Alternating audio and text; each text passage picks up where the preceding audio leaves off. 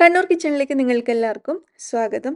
നോമ്പ് തുടങ്ങി പകുതിയൊക്കെ ആകുമ്പോഴേക്കും നമുക്ക് തോന്നും കുറച്ച് സിമ്പിൾ ആയിട്ടുള്ള സ്നാക്സ് ഉണ്ടാക്കിയാലോ എന്ന് അല്ലേ? അപ്പോൾ ഞാനിന്ന് കാണിക്കുന്നത് അങ്ങനെയുള്ള വളരെ സിമ്പിൾ ആയിട്ടുള്ള 2 സ്നാക്സ് ആണ്. എന്നാൽ നമുക്ക് നല്ല ടേസ്റ്റി ആയിട്ട് കിട്ടുകയും വേണമല്ലോ. അപ്പോൾ ഇത് നല്ല ടേസ്റ്റി ആയിട്ടുള്ള 2 സ്നാക്സ് ആണ് കേട്ടോ. ഒന്ന് റവ വെച്ചിട്ട് തയ്യാറാക്കുന്നതാണ്. പിന്നെ ഒരു മുട്ട ബജി. മുട്ട ബജി എന്ന് പറയുമ്പോൾ അതിൻ്റെ പുറംഭാഗം നല്ല കറുമുറാന്നിരിക്കും. ക്രിസ്പി ആയിട്ട് കുറേ സമയം അങ്ങനെ തന്നെ ഇരിക്കും കേട്ടോ. നല്ല ടേസ്റ്റാണ്. അതുപോലെ തന്നെ നമ്മുടെ റവ സ്നാക്സ് എന്ന് പറയുമ്പം അതിൻ്റെ ഉൾഭാഗമൊക്കെ ഇങ്ങനെ പഞ്ഞി പോലെയാണ് ഇരിക്കുക. ഉണ്ടാക്കാൻ നല്ല എളുപ്പമാണ് എന്നാൽ വളരെ ടേസ്റ്റിയാണ്. അപ്പോൾ ആദ്യം നമുക്ക് നമ്മുടെ റവ വെച്ചിട്ടുള്ള സ്നാക്സ് എങ്ങനെയാണ് തയ്യാറാക്കി എടുക്കുന്നതെന്ന് നോക്കാം.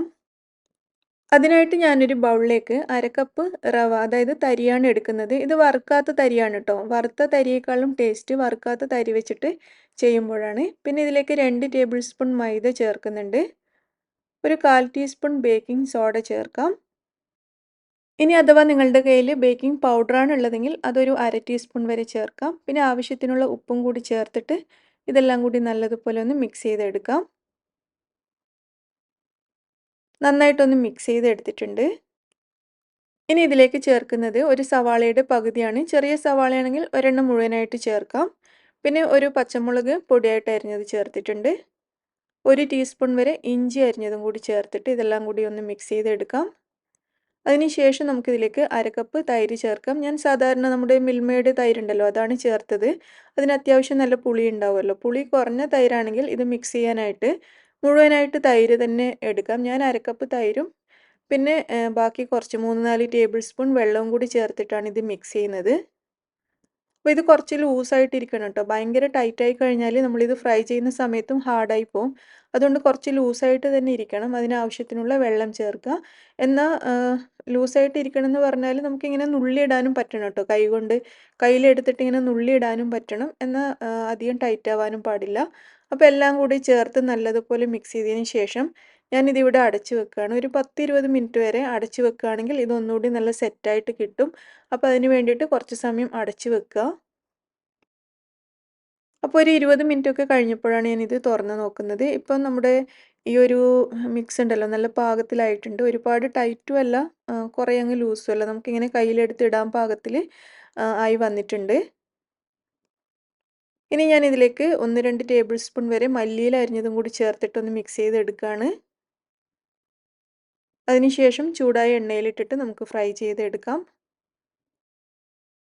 അപ്പോൾ ഇത് ഫ്രൈ ചെയ്യാൻ വേണ്ടിയിട്ടുള്ള എണ്ണ നല്ലതുപോലെ ചൂടായിട്ടുണ്ട്. ഇനി നമ്മൾ തയ്യാറാക്കിയ മാവ് കയ്യിലേക്ക് എടുത്തിട്ട് കൈ വെച്ചിട്ടോ അല്ലെങ്കിൽ സ്പൂൺ വെച്ചിട്ടോ ഇട്ട് കൊടുക്കാം കേട്ടോ. കൈ പൊള്ളുന്നുള്ള പേടിയുണ്ടെങ്കിൽ സ്പൂൺ വെച്ചിട്ട് ചെയ്യാം. ഞാനിങ്ങനെ കയ്യിൽ എടുത്തിട്ട് കുറച്ച് ഇതുപോലെ ഒരു ഉരുള പോലെ ആക്കിയിട്ട് അങ്ങ് ഇട്ട് കൊടുക്കുകയാണ്. നുള്ളി ഇട്ടാൽ മതി. ഏത് ഷേപ്പിലാണെങ്കിലും കുഴപ്പമൊന്നുമില്ല. ഒരു മീഡിയം ഫ്ലെയിമിൽ വെച്ചിട്ട് ഫ്രൈ ചെയ്യുന്നതായിരിക്കും നല്ലത്. അങ്ങനെയാകുമ്പോൾ സമയമെടുത്ത് അതിൻ്റെ ഉൾഭാഗമൊക്കെ നല്ലതുപോലെ വെന്ത് കിട്ടും. പുറം ഭാഗം കുറച്ച് ക്രിസ്പി ആയിട്ടും കിട്ടും. അപ്പോൾ അതിന് വേണ്ടിയിട്ട് ഒരു മീഡിയം ഫ്ലെയിമിൽ വെച്ചിട്ടാണ് ഞാനിത് പൊരിച്ചെടുക്കുന്നത്.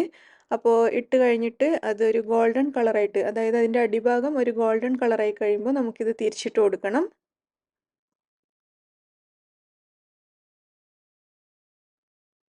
മുഴുവനും തിരിച്ചിട്ടതിന് ശേഷം തിരിച്ചിട്ട ഭാഗം കൂടി നല്ലതുപോലെ ഒന്ന് മൊരിച്ചെടുക്കാം. അപ്പോൾ ഇങ്ങനെ നമ്മൾ മീഡിയം ഫ്ലെയിമിൽ വെച്ചിട്ട് വരുമ്പോൾ കുറച്ച് സമയമെടുത്ത് നല്ല ക്രിസ്പി ആയിട്ട് കിട്ടും കേട്ടോ. ഉൾഭാഗം നല്ല സോഫ്റ്റ് ആയിരിക്കും. പ്രത്യേകിച്ച് നമ്മൾ ബേക്കിംഗ് സോഡയൊക്കെ ചേർത്തതുകൊണ്ട് നല്ലോണം പൊങ്ങി നല്ല സ്പഞ്ച് പോലെ ഇരിക്കും.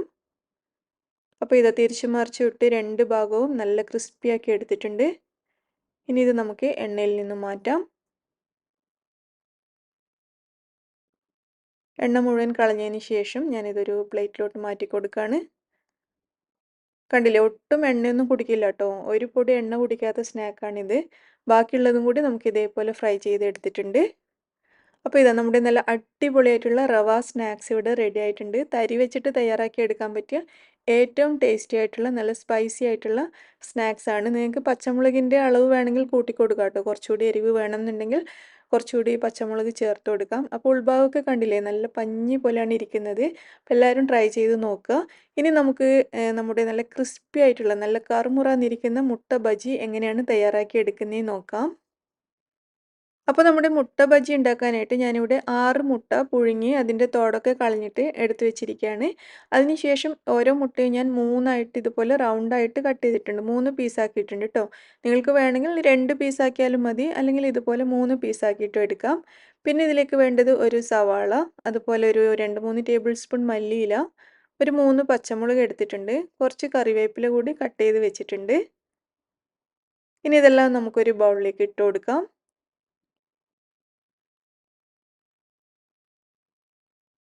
അതിനുശേഷം ഇതിലേക്ക് 1 ടീസ്പൂൺ മുളക് പൊടി ചേർക്കാം, 1/4 ടീസ്പൂൺ മഞ്ഞൾപ്പൊടി, പിന്നെ 1/2 ടീസ്പൂൺ ഗാർലിക് പൗഡർ ചേർക്കുന്നുണ്ട്. ഇതിന് പകരം 1/2 ടീസ്പൂൺ ഗാർലിക് പേസ്റ്റ് ചേർത്താലും മതി.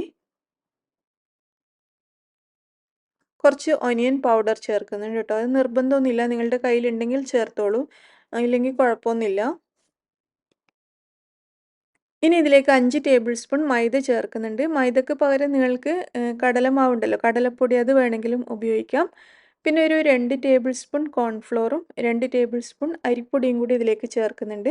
അത് രണ്ടും ചേർത്ത് കഴിഞ്ഞാൽ നമ്മുടെ ബജി നല്ല ക്രിസ്പി ആയിട്ടിരിക്കും. ഞാൻ നേരത്തെ പറഞ്ഞില്ലേ, കുറേ സമയം അതുപോലെ ക്രിസ്പി ആയിട്ട് ഇരിക്കും നമ്മുടെ ബജി. അത് ഇത് രണ്ടും ചേർക്കുന്നതുകൊണ്ടാണ് കേട്ടോ, അരിപ്പൊടിയും കോൺഫ്ലോറും. അരിപ്പൊടി ഞാൻ പുട്ടുപൊടിയാണ് ചേർത്തത്. നിങ്ങൾക്ക് ഇഷ്ടമുള്ള ഏത് അരിപ്പൊടി, പത്തിരിപ്പൊടിയോ ഏത് വേണമെങ്കിലും ചേർക്കാം. അതിനുശേഷം ആവശ്യത്തിനുള്ള ഉപ്പും കൂടി ചേർത്തിട്ട് ഞാൻ നല്ലതുപോലെ മിക്സ് ചെയ്തെടുത്തിട്ടുണ്ട്. ഇനി ഇതിലേക്ക് ഒരു 3, 4 ടേബിൾ സ്പൂൺ വെള്ളം ചേർത്തിട്ടൊന്ന് മിക്സ് ചെയ്തെടുക്കാം. അപ്പോൾ ആദ്യം തന്നെ മുഴുവൻ വെള്ളവും ചേർക്കരുത്. ആദ്യം ഒരു 2 ടേബിൾ സ്പൂൺ ചേർത്ത് കൊടുക്കുക. എന്നിട്ട് ആവശ്യമാണെങ്കിൽ ബാക്കി അങ്ങനെ ചേർത്താൽ മതി കേട്ടോ. കാരണം ലൂസായി കഴിഞ്ഞാൽ നമുക്കിത് ബജി ഉണ്ടാക്കുന്ന സമയത്ത് അത്ര ശരിയായി കിട്ടില്ല. അപ്പോൾ ഈ ഒരു പാകത്തിൽ വേണം തയ്യാറാക്കാനായിട്ട്. കണ്ടില്ലേ, ഇങ്ങനെ ഒരു പാകത്തിൽ നമുക്ക് കിട്ടണം. അപ്പോൾ അതിന് മാത്രം ആവശ്യമുള്ള വെള്ളം ചേർക്കുക. അപ്പോൾ നമ്മുടെ മാവ് റെഡി ആയിട്ടുണ്ട്. അതുപോലെ തന്നെ നമുക്കിത് ഫ്രൈ ചെയ്യാൻ വേണ്ടിയിട്ടുള്ള എണ്ണ ഞാനിവിടെ ചൂടാക്കാൻ വെച്ചിരിക്കുകയാണ്. ഇത് നല്ലതുപോലെ ചൂടായി വന്നിട്ടുണ്ട്. ഇനി കയ്യിൽ കുറച്ച് എണ്ണ തടവിയതിന് ശേഷം നമ്മൾ തയ്യാറാക്കിയിരിക്കുന്ന ഈ മാവ് കുറച്ച് എടുത്തിട്ട് കൈവെള്ളയിൽ വെച്ചിട്ടൊന്ന് പരത്തിയെടുക്കാം. അതിൻ്റെ നടുവിലേക്ക് നമ്മൾ നേരത്തെ കട്ട് ചെയ്ത് റെഡിയാക്കി വെച്ചിരിക്കുന്ന മുട്ട വെച്ചിട്ട് ഈ മാവ് കൊണ്ട് മുട്ട നല്ലതുപോലെ കവർ ചെയ്തെടുക്കണം. അപ്പോൾ നമുക്കറിയാലോ, നമ്മൾ എണ്ണയിൽ മുട്ട ആയിക്കഴിഞ്ഞാൽ ചിലപ്പോൾ പൊട്ടിത്തെറിക്കാൻ സാധ്യതയുണ്ട്. അതുകൊണ്ട് തന്നെ ഈ ഒരു മാവ് വെച്ചിട്ട് എല്ലാ ഭാഗവും നന്നായിട്ട് കവർ ചെയ്തെടുക്കാൻ ശ്രദ്ധിക്കണം. അങ്ങനെ ഒരെണ്ണം ഇവിടെ റെഡി ആയിട്ടുണ്ട്. ഇത് നമുക്ക് എണ്ണയിലേക്ക് ഇട്ട് കൊടുക്കാം. എണ്ണ നല്ലതുപോലെ ചൂടായിട്ടുണ്ട്.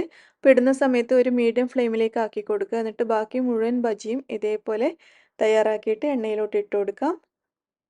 മീഡിയം ഫ്ലെയിമിൽ വെച്ചിട്ട് തന്നെയാണ് ഇതും ഫ്രൈ ചെയ്യേണ്ടത്. എങ്കിലേ ഞാൻ നേരത്തെ പറഞ്ഞതുപോലെ കുറച്ച് സമയമെടുത്ത് നല്ല ക്രിസ്പി ആയിട്ട് നമുക്ക് കിട്ടുള്ളൂ. അപ്പോൾ ബജിയുടെ ഒരു ഭാഗം റെഡി ആയിട്ടുണ്ട്. ഇത് നമുക്ക് തിരിച്ചിട്ട് കൊടുക്കാം.